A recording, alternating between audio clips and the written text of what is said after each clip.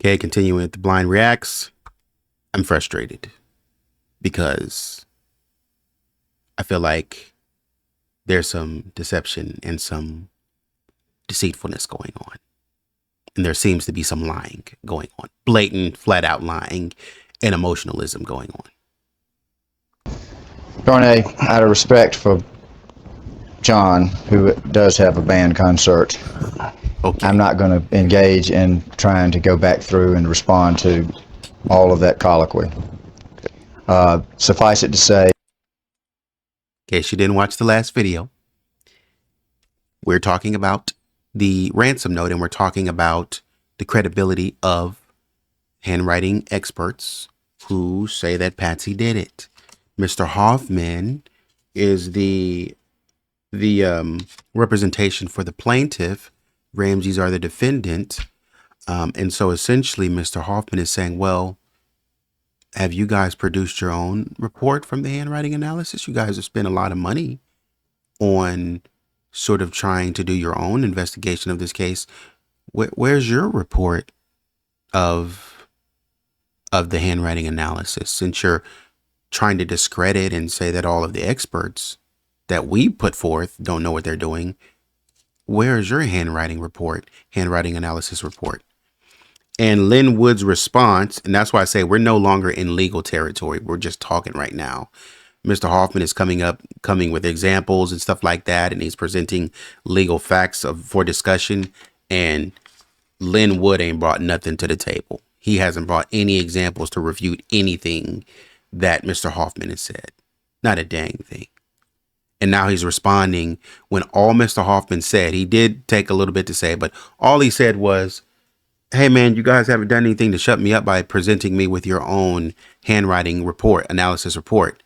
And he responds and says, well, John has to go to a band concert like he just told you, which the Ramseys have been very open in saying, look, we'll stay here all day. And they said it at the beginning of this, at the earlier stages of this interview, when Patsy was in the seat, look, we'll be here with you all day. Whatever you need us to do, we'll be here with you. But all of a sudden you have a band concert to go to. Come on. You knew this could take all day. And now you're telling me about a band concert. You doing some funny business, bro. because you've referenced two individuals clearly, Barry Scheck has never sought publicity about the Ramsey case. He's never discussed it publicly. He has refused to do so. Don Foster was not rejected by the Boulder District Attorney's Office because he sought publicity. Don Foster was rejected because he concluded after being hired by Steve Thomas that Patsy Ramsey was the author of the note, and they thereafter found out that he had, prior to being hired by the Boulder District Attorney's Office, written a 3-page letter to Patsy Ramsey stating unequivocally that he would stake his reputation on her innocence, that she was not the author of the note. So they discovered that Don Foster was, as we say in the business, a liar for hire. There are a lot of liars for hire in our business. You and I can debate after I have been presented with your experts' reports and the opportunity to depose them, whether they have any legitimacy or whether they too are liars for hire or for publicity. We'll resolve that another day. Suffice it to say here that we're not going to react to your comments about handwriting experts until we get your experts, which we're entitled to get. And then I want you to know this. You will receive handwriting expert reports from the Ramseys, okay? So the time for that will come. It hasn't been time yet. Yes, it has. But that will happen at the appropriate time. But first we're entitled to get your reports and cross-examine your experts. Once we've done that, you will get our reports that you so desperately want. And then I'm going to hold you to that. But once you get those reports... I don't like that. The heck? You can't grab my reports, and because now that puts you in a position to look at my reports and then go through my reports methodically and saying no, yes, no, no, no, no. That puts you in a position to, as you say, get a liar for hire. That puts you in that position. No, what we do is we come with our independent analysis and we bring it to the table. You knew you were coming here for this. If you got the report ready, just bring the report. That's it. Don't try to wait till I get it. You're saying what you're saying because you don't have any reports ready. Stupid.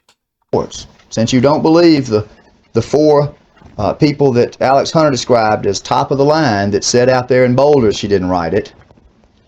Since you don't believe them, we'll hold you to your word. Once we give you those reports, I'm going to ask you to quote unquote, as you say, shut up, your words, not mine, and then dismiss your lawsuit. Okay? So let's go and let Mr. Ramsey answer questions. Mr. Ramsey, what time do you need to be out of here? You know, and believe me, I'm not going to hold this against you. Seriously, I just like to, because I will do this according to that. What time is the bank? 7, okay. He's not in a bank concert. No, my son is. Okay. What time would you like to be able to leave here to be able to conveniently get there? If we left at 5, we're in good shape. What time do we have now? It's 2:30. We've got plenty of time. We're not going more than an hour, Mr. Ramsey, at all, and maybe even.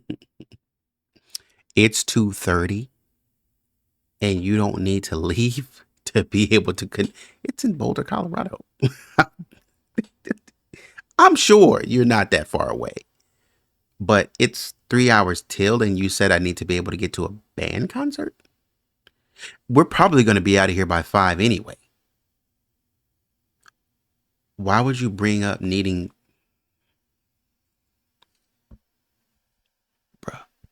About to make me angry. Why would you bring up needing to be at a band concert, John, when the band concert is more than 4 hours away? If it's you said that 20 minutes ago.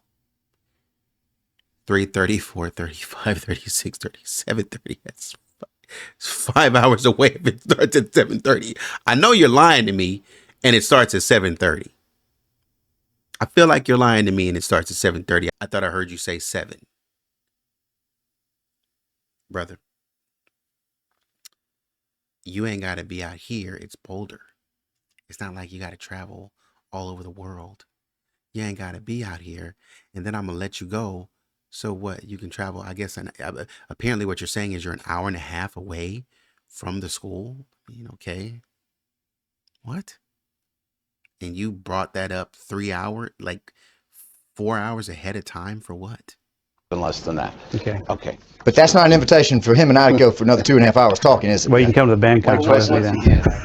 I mean, we could just stick to, what we've 2:30. been here for, ask questions, answer questions, I think. Well, I think that's appropriate, but the problem is Darnay knows well that this deposition, as the Ramseys have done before, they don't claim confidentiality, they have nothing to hide, and I want the record to be clear that this idea that Mr. Hoffman is asking questions that seem to contain damaging statements of experts about Mrs. Ramsey, I think that invites the record to be very clear that there are serious questions about whether these individuals are, as I say in the industry, we call them liars for hire.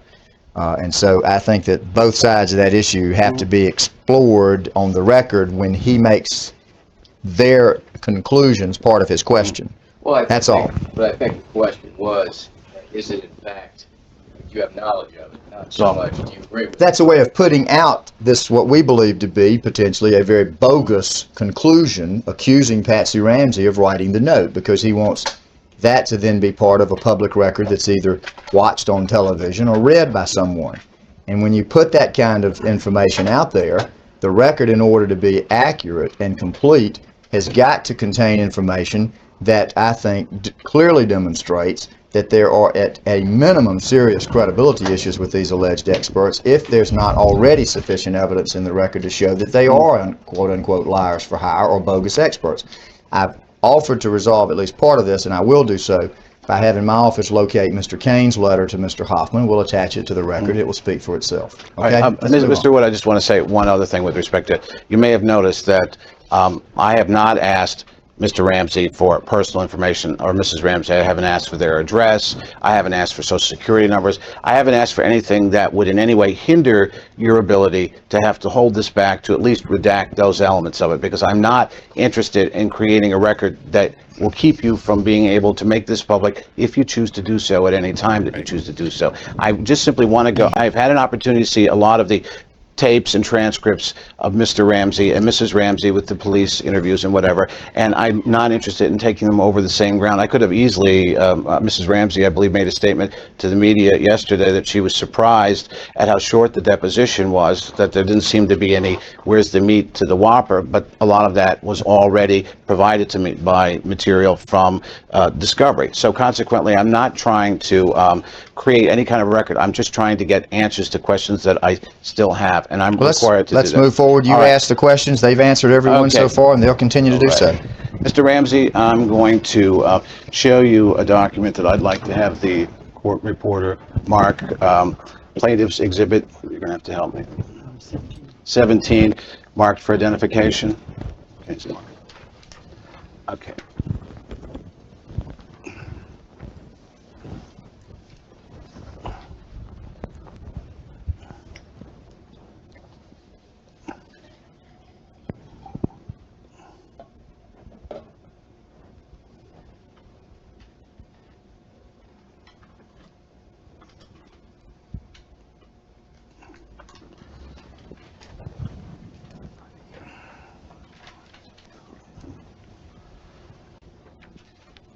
Is there a part of this you want to look at? I want him to look at the headline because basically I know this is a news story. I'm going to ask him if he can, if he's ever seen this news story before. No, I have not. Are you familiar with Charlie Brennan Yes. as a news reporter? Do you have any opinion with respect to his ability as a journalist to accurately report the news? Any personal knowledge? I know of one instance in the beginning where he reported incorrect information.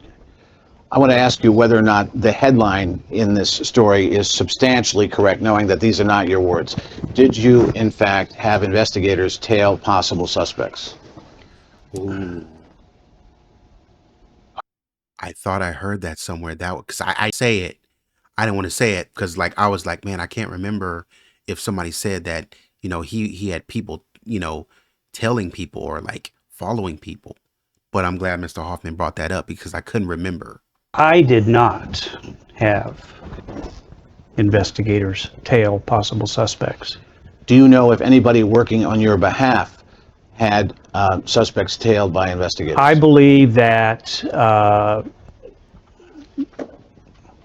investigators observed the behavior of certain people the day that ad appeared. I don't know for how long, I don't know what they did, but I'm aware of that. I'd like to ask you then very simply, is this headline substantially correct or false as a statement of fact? In your opinion?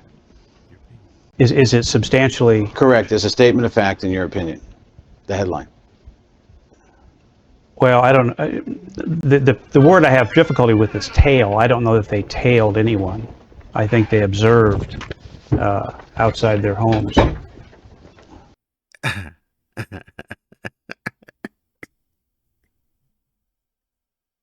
Potato. John, would you rather I use the word stakeout? Is that the word you want me to use? They observed. They staked out outside of people's house. They were watching them. Did you pay people to watch these suspects, sir? It's what I need to know. So it's generally correct to my knowledge. Mm. Okay. What was all of that for then? Yes, I did. I'm going to now ask you to look at something I'm going to have the court reporter mark as Plaintiff's Exhibit 18 for identification.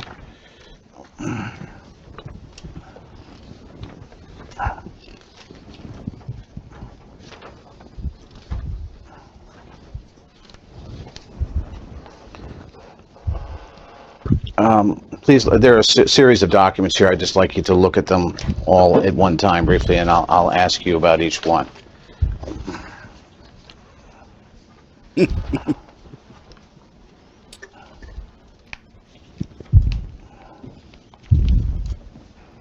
It's funny because when they're stuck, they're stuck. Like he and Patsy just get this look on their face like a deer in headlights. And when they're stuck, they're stuck.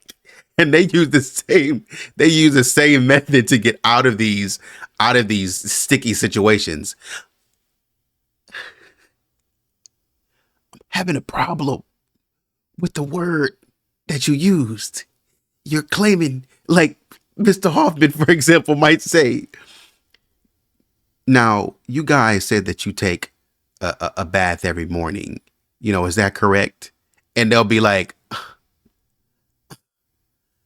I never said that.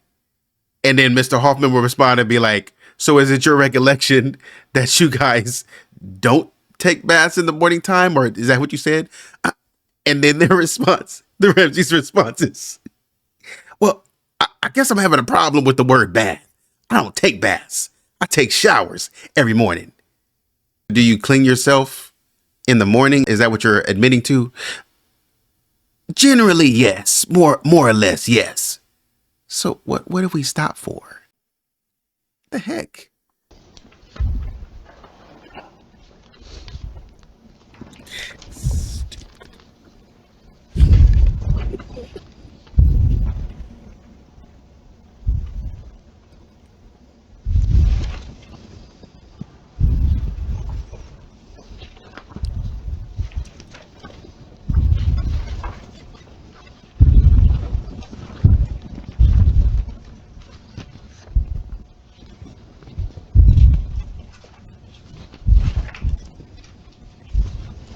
All right. With respect to the first document, I'd like you to review the headline, and I'm going to ask you whether or not that headline is substantially correct. When it states that parents' book will name suspects, publisher says. Do you know I if your think publisher it made is that statement? substantially incorrect. Okay. In what correct. respect? Right. Our book did not name suspects. It addressed people that were already being discussed in books, in the media, who've been on television, and whom, had we not addressed, would have looked foolish. There are a number of people that we are interested in that we did not name in our book because they were not out in the public and known to the public. Do you That's a good point, because Linda Hoffman Pugh had bought that libel suit against them, and she lost because they didn't mention her specifically by name. So there's kind of a way of getting around that. And so I think the Ramseys were very careful to kind of speak around that. you know if at this time the story is dated February 22nd? I believe it's the year your book came out was 2000. It's copywritten 2000. Around this time, you were doing a media tour, what is commonly known as a media tour for the book. We'd In- agreed to do a few interviews, yes. Interviews. Right. Okay. Were you aware that your publisher was reported as having made these statements, that the Ramseys book will name suspects? You may answer At that. the time. Reported, yes, but in fairness to Mr. Zetterston, I don't believe that that's what he said. If you look at the quote, that may be the headline that somebody Right. decided to give it. But if you look at the quotes, I don't think Ralph Zetterston has said that before. In fact, he said very precisely, it's people who have been mentioned before Zetterston's death. Yeah. There will be a couple of others, but not by name. And that is And correct. that's his quote.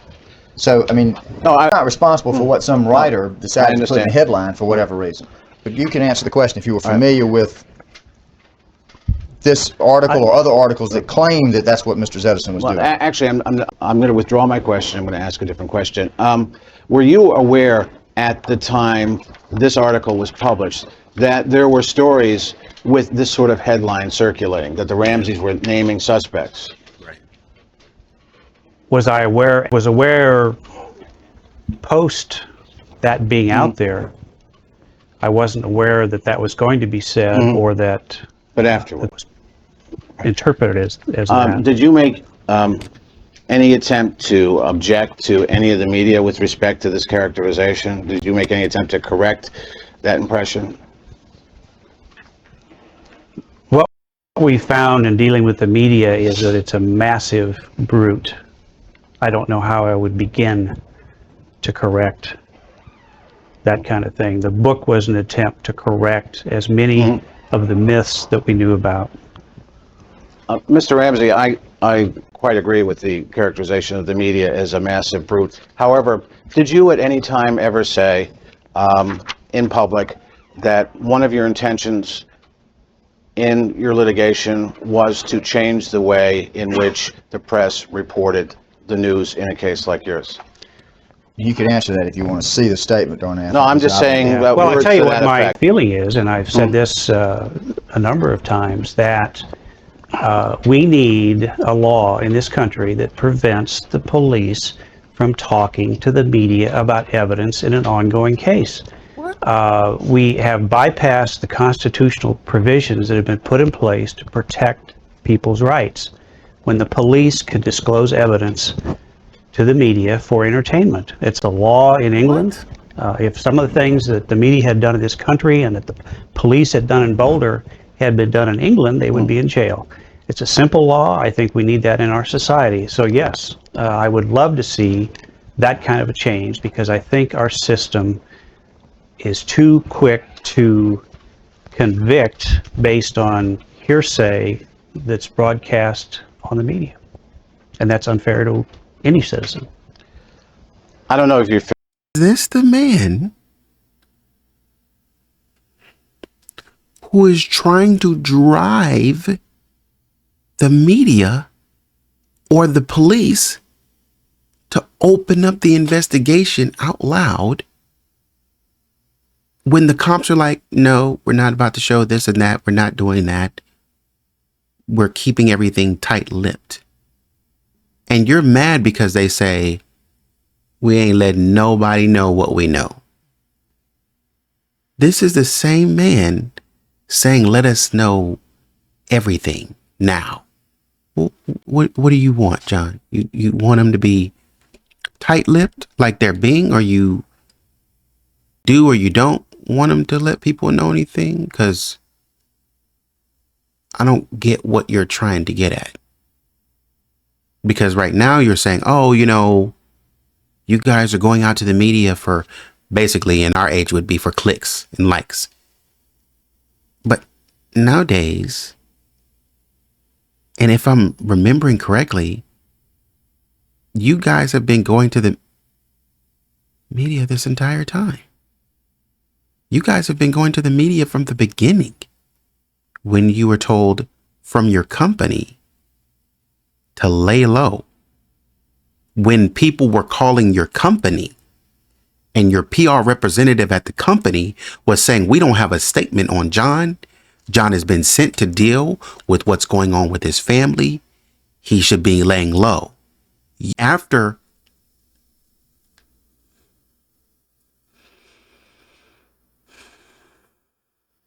y'all sat up there and told your friends not to go to the media, a week later, y'all turned and got mad and cut people off.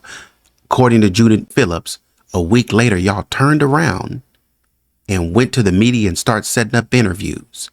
And then that's when Fleet White, according to reports, had to come back and start putting a letter out and writing to the governor or the mayor, whoever it was. I can't remember who he wrote to in Colorado, but he started writing and saying, hey, y'all need to investigate the Ramseys. And then I think Judith Phillips started following up and saying, yeah, y'all need to investigate the Ramseys. It was either Judith Phillips or Linda Hoffman Pugh that started coming and saying, no, y'all need to investigate them. Something ain't right. And then y'all turned around and went to the media. Okay, I'm confused. familiar with J. Edgar Hoover, who was the former head of the FBI, or whether or not you were aware that J. Edgar Hoover used to tell his agents that if you cannot solve a case, if you're having a hard time solving a case, give it to the press, because people are more likely to come forward and talk to a reporter than they are to a law enforcement agent. And that might be the reason why some law enforcement agents, in fact, have this policy of giving information to the media. I just wanted to know if you were aware of Well, Do you have I'm any talking source of that about statement to J. Edgar Hoover?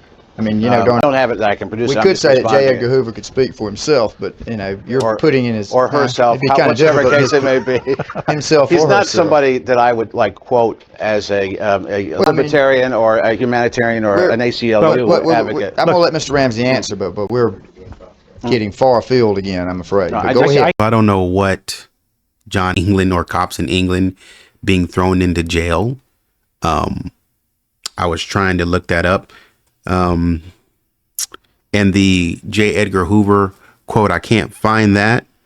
But essentially, it seems like what Hoffman is referring to is the sort of principles of policing that J. Edgar Hoover sort of mentioned, which seems to be based on Peelian principles of policing, which were sort of, it's by Sir Robert Peel, sort of 9 principles of policing, sort of devised in 1829 to help guide England's first modern police force, their metropolitan police. And I think J. Edgar Hoover did say something to the effect, though, of wanting to use the public to aid in investigations. And I think, to be honest with you, when I was looking at it, England, UK has like the same regulations, unless, and I think this goes for the US, the UK, unless there's some like unauthorized leak officer, then obviously there's going to be disciplinary action. So I'm not sure where John is coming from, but you can find support for what Hoffman is talking about. Not necessarily, he's very paraphrased in what he was saying. I can tell you, from my opinion, some of the best investigative work has been done by journalists in this case. But that's different than disclosing evidence or opinions on evidence to the media prior to a trial. Now, That's what I'm talking about, evidence. Yeah. I'm not talking about the fact that someone was murdered or accosted, and it was in this location, and this is the description of the person we're looking for. I'm talking about, we know for a fact that there was a deliberate and thought out effort on the behalf of the police at the direction of the FBI to publicly assassinate our character and discredit us and bring massive pressure on Patsy and I in hopes that one of us would confess or break and turn the other one in. That is bypassing all of the rights that have been established in our Constitution to protect every citizen. And that's wrong. That brings me to the next. What? Where'd you get that from? Like, nobody anything. Like, they did say, I think who was a special agent did say, hey, we start from the family and work out. There's that. But from what I was reading and trying to understand, I was trying to understand just how involved the FBI was in this case. And, I'm still looking, but I can't, because I feel like I can't see where the FBI was involved extensively in this case, I guess is what I'm saying. And I would, and I say that because I would have expected, I was working on the theory because I would have expected that, must be getting a delivery. But anyways, I would have expected that the FBI would have been all over this case and it would have been given to them because of the intruder theory. And the idea that this could be an act of organized crime or terrorism. That is what I would have expected. And I'm just was kind of going back and forth over that theory. And I'm not sure if this case rose to that level to be able to say, okay, this is legitimate organized crime that is going across states. But never mind, this is driven or submitted to the local, what I guess finding or running into. So I guess my point is that I'm confused about what he's saying about the FBI being all over this, because I guess I haven't read where there was like extensive FBI just flooding on this case. Like there were, there's like assisting like here and there from FBI from what I could tell. But like, I don't think Boulder allowed FBI in on this.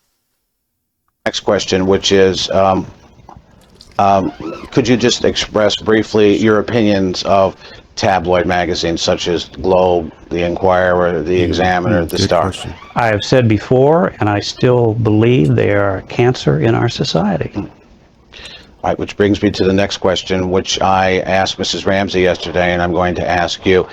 They filed a lawsuit against the Globe for defamation of Burke when Burke was 11, which was, pretty crappy thing to do to an 11-year-old.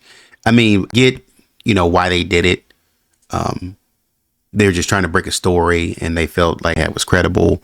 But it's like, dang, man, it's just like he's 11. So at that point, they were certainly protecting Burke. Did you at any time agree to give an interview with the Inquirer, this cancer on society? Yes. May I ask you why you agreed to do that? It was part of a settlement agreement on behalf of some suits that we had filed against these people. And I cannot disclose per the agreement any more than that. And we were willing to confront our most ridiculous accusers. Let's see. I'm going to stop it right there. But this is what I will say about where this is going. John has come out of his cool stage of knowing how to handle everything, and he's now retracted into a very it seems like an emotionally aggressive stage that Patsy is already on, that you saw Patsy in that police interview when she was like, well, I didn't do it. Go back to the drawing board. That's where John is right now, because now he's upset. His arguments are not making sense. He's just talking in circles. And so we can kind of see where their minds sort of converge together. And there's like a birds of a feather kind of deal coming up here. So that's the video. I'm going to stop it right here and continue with the analysis. But yeah, like, share, subscribe, comment.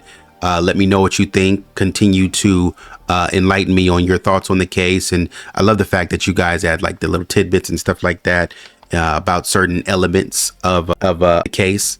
And it's extremely helpful to me in terms of over here. Consider this because it helps me in my theory. So like I said, like, share, subscribe. And until the next video, take care of yourself and see you on the next run.